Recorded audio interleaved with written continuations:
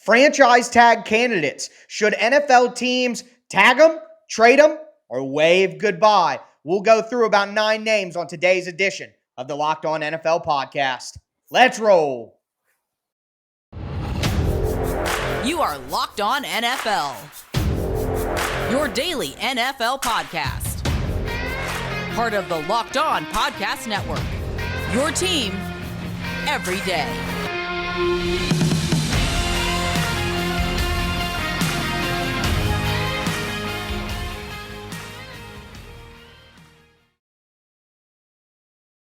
Football fans, thank you for tuning in to a Thursday edition of the Locked On NFL podcast. Today's show is brought to you by FanDuel Sportsbook, the official sportsbook of the NFL. Make every moment more. Visit FanDuel.com/LockedOn today to get started. I am one of your local experts, Tyler Rowland, here with my co-host and local expert, Alex Clancy. We're going to be breaking down the franchise tag candidates in the NFL. We got about 9 of the biggest names who could be tagged.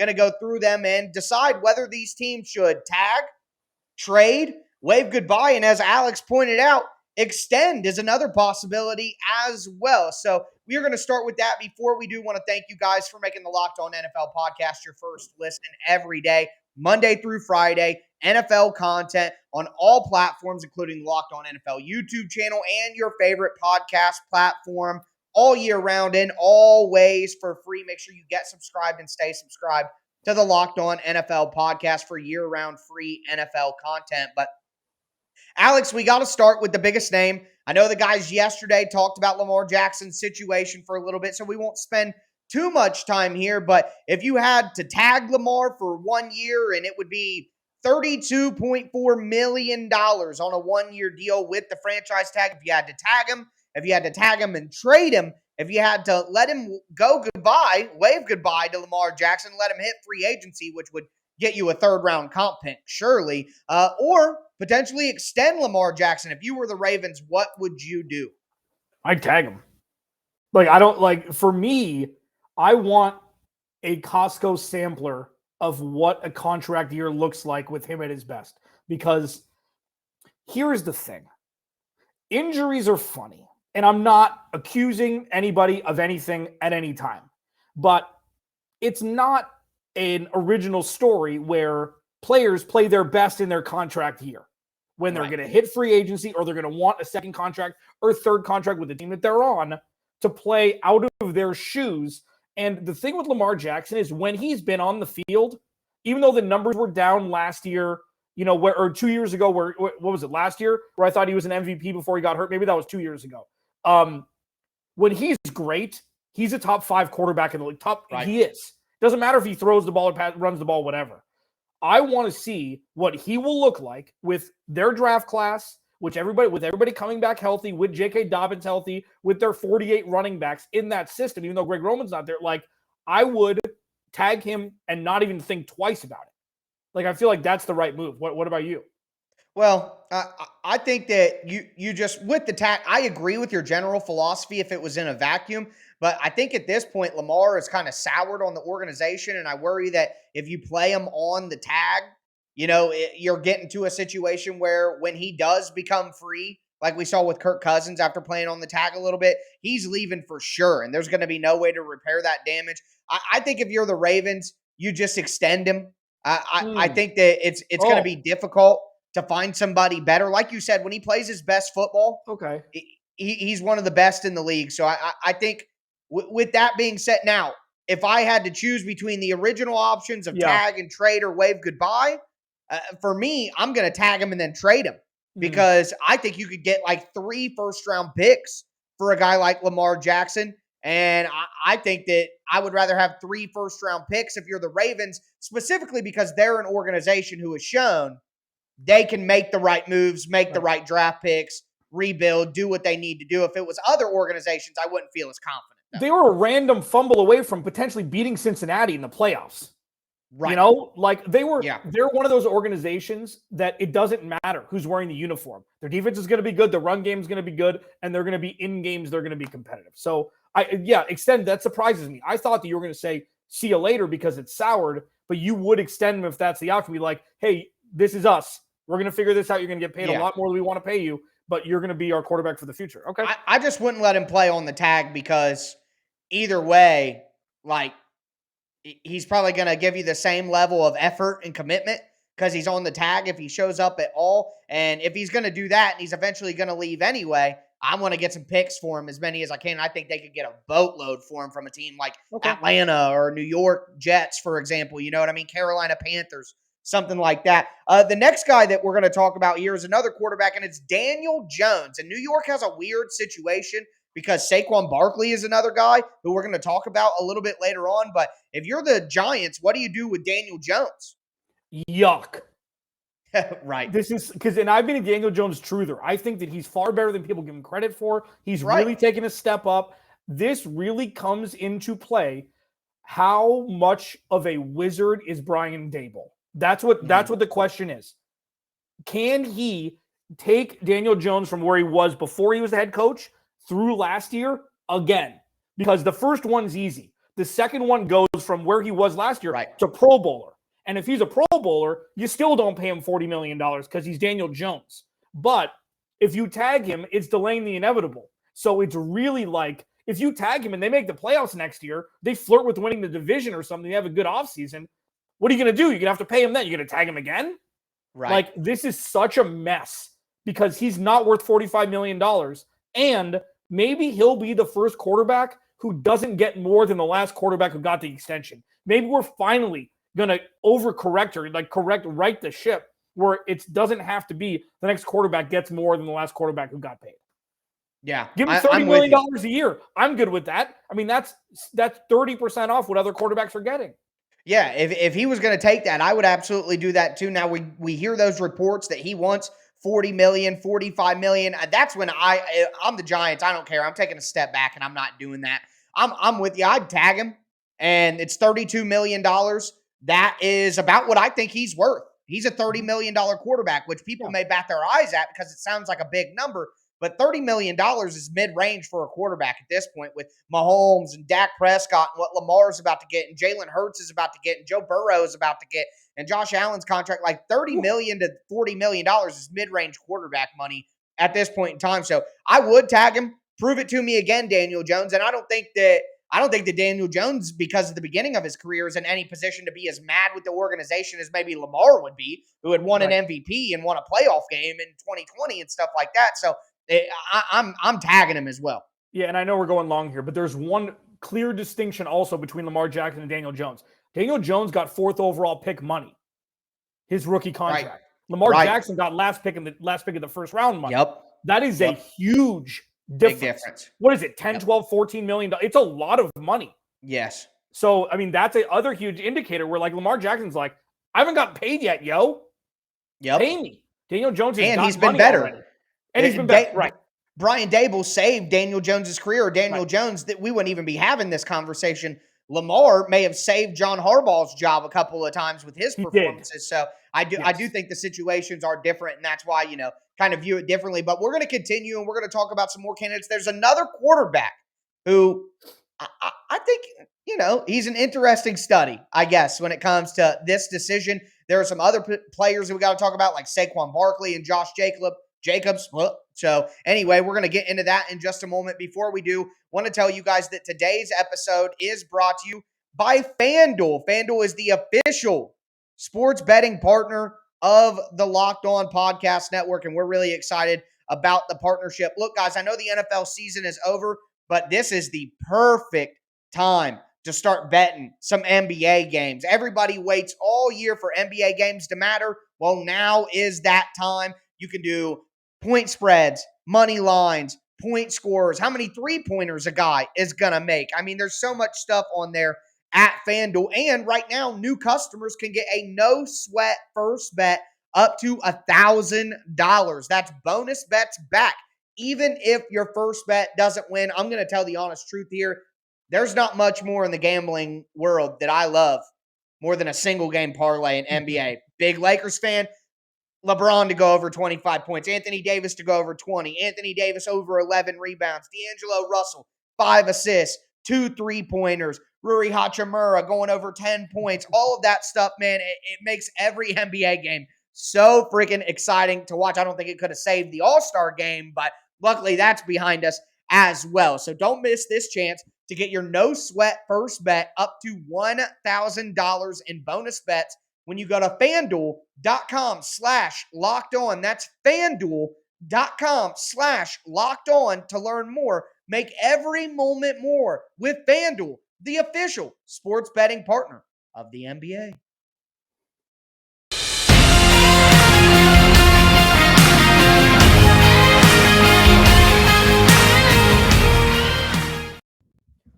Locked on NFL Thursday rolls on. Alex Clancy, Locked on Cardinals. Tyler Rowland, Locked on Titans. Both of our podcasts free and available on all platforms Monday through Friday. Your home for daily Arizona Cardinals and Tennessee Titans content, respectively, and on YouTube.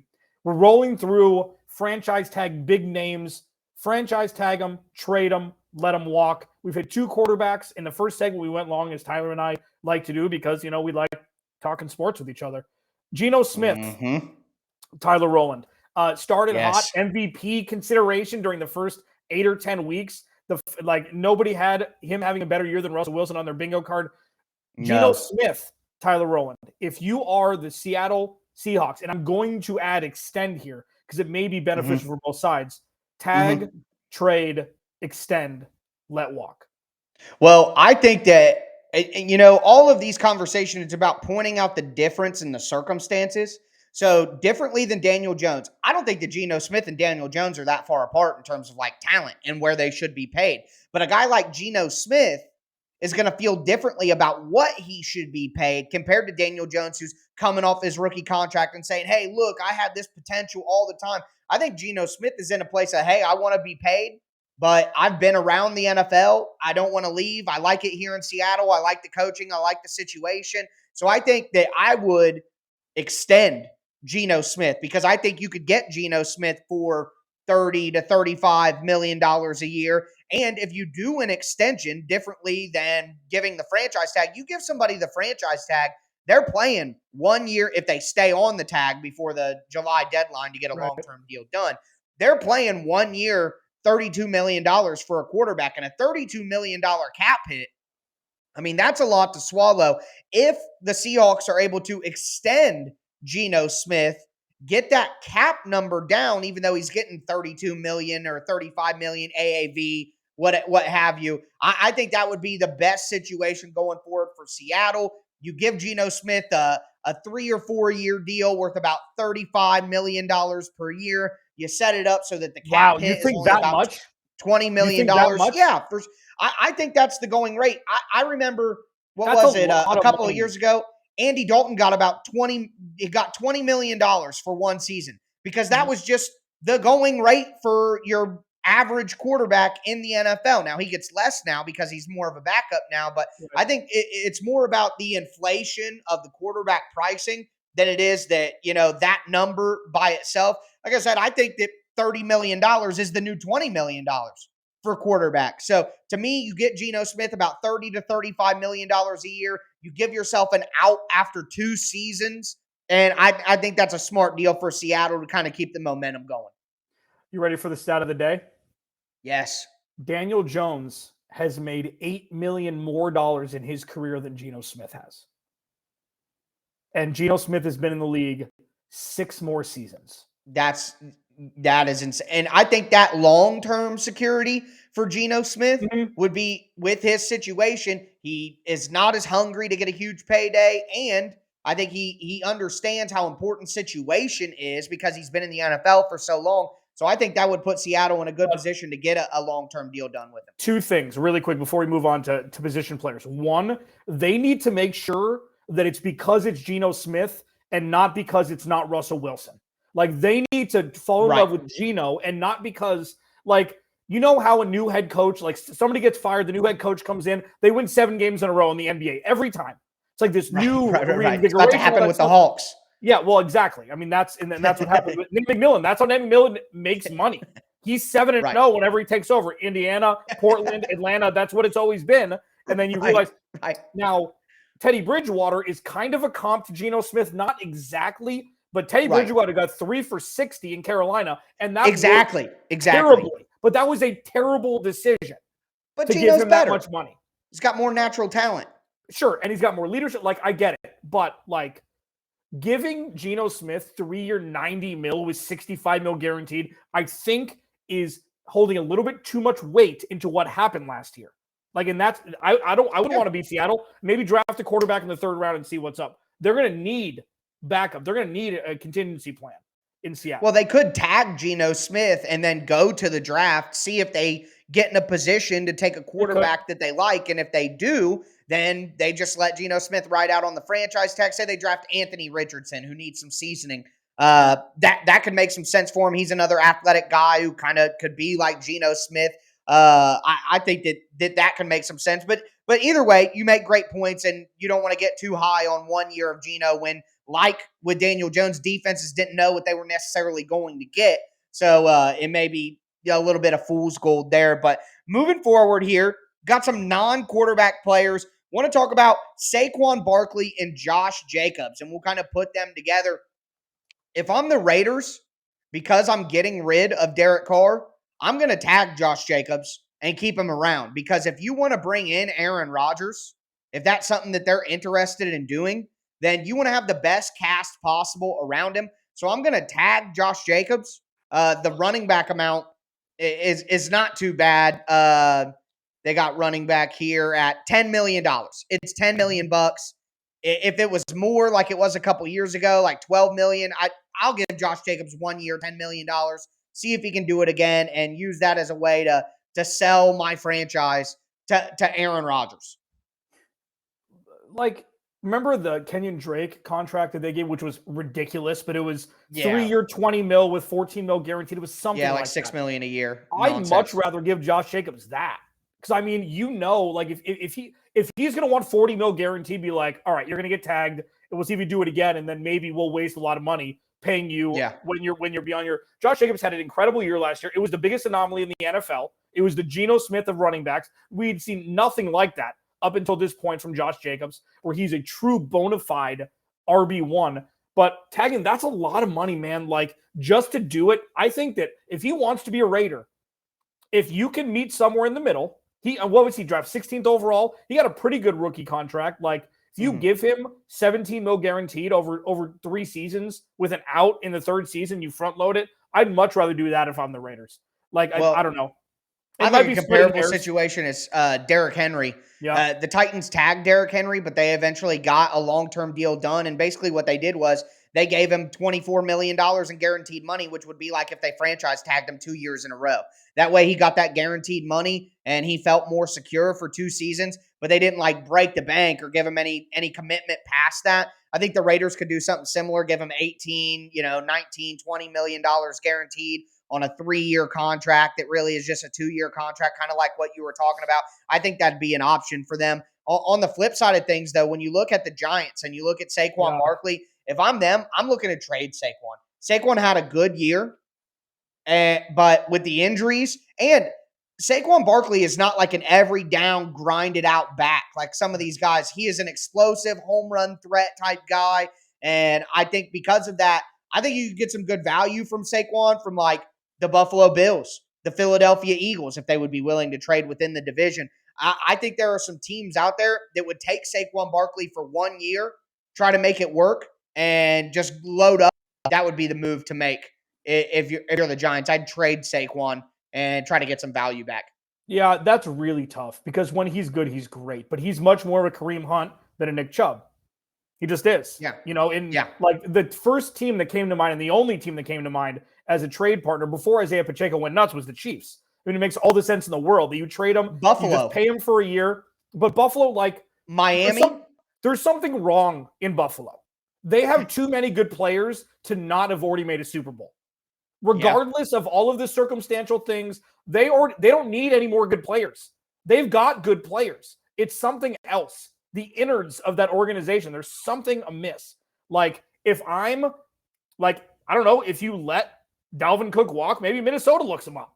Like, any team could use Saquon Barkley. That's the point. So if you want to tag him, like, but he's going to want $30 million guarantee. He's going to want to get paid, even though he got number 2 overall money, as we're going back and forth with rookie scale contracts here. Like, any team could use Saquon Barkley. If I'm the Giants, I'm trying to figure out a way to where he doesn't want 40 mil guaranteed and keep him. Like, unless you can get a first-round pick for him, which I don't think is possible, right? I just don't think that a running back, especially a high pick, is going to go for a first-round pick. I just don't see it, especially with his injury history. Yeah, So- I'm with you there. Well, with that being said, we're going to move on to the next group of players. We got some offensive linemen. We got some defensive players to get to as well. Before we get into that, dude, just want to thank you guys for making the Locked On NFL podcast your first listen every day. A little technical difficulties here and there, but I know you guys are making it through. But thank you for subscribing. Thank you for tuning in. Remember, Monday through Friday, NFL content on all platforms all year round and always for free.